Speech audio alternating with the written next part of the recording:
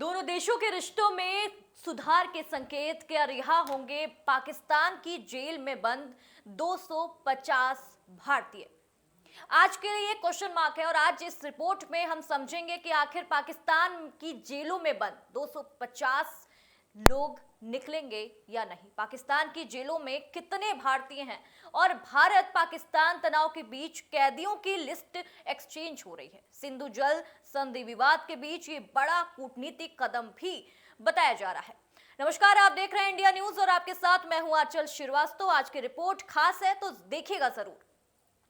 एक तरफ सिंधु जल संधि को लेकर दोनों देशों के बीच तनाव अपने चरम पर पहुंच गया है, एकदम सर के ऊपर ही पहुंच गया है कि किसी को समझ नहीं आ रहा है।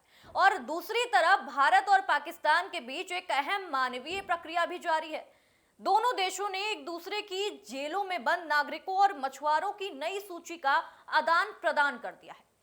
भारत और पाकिस्तान ने बुधवार को राजनयिक माध्यमों से अपनी अपनी जेलों में बंद नागरिक कैदियों और मछुआरों की लिस्ट एक दूसरे से शेयर की है और ये प्रक्रिया 2008 के काउंसलर एक्सेस समझौते के तहत हर साल 1 जनवरी और 1 जुलाई को की जाती है।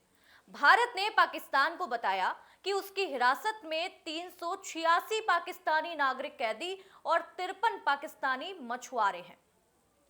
वहीं पाकिस्तान ने भारत को सौंपी गई सूची में 52 भारतीय नागरिक कैदी का जिक्र किया। भारतीय मछुआरों को अपनी हिरासत में होने की जानकारी दी, लेकिन भारत ने इसके साथ ही पाकिस्तान के सामने एक बड़ी मांग भी रखी।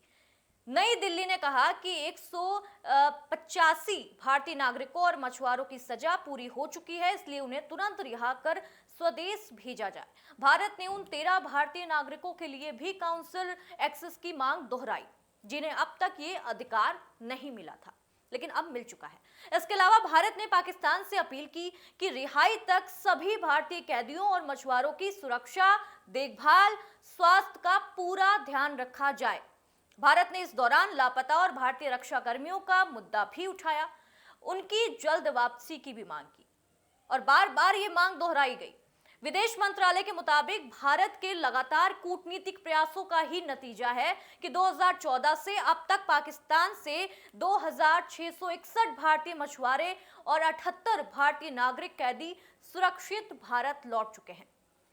इनमें 2023 की अगर बात करें तो उसके बाद रिहा हुए 500 मछुआरे और 20 नागरिक कैदी भी शामिल हैं और ये पूरा घटनाक्रम ऐसे समय में हुआ जब सिंधु जल संधि को लेकर भारत और पाकिस्तान के रिश्ते बेहद तनावपूर्ण दौर से गुजर रहे थे।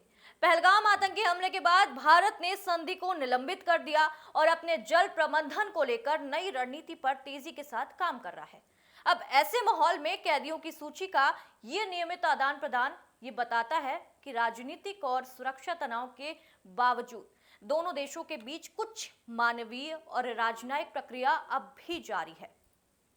अगर कैदियों की जल्द रिहाई हो जाती है तो ये कुछ हद तक भारत पाक रिश्तों में एक अच्छी पहल साबित हो सकती है। ऐसी ही खास रिपोर्ट देखने के लिए इंडिया न्यूज देखते रहिए। नमस्कार।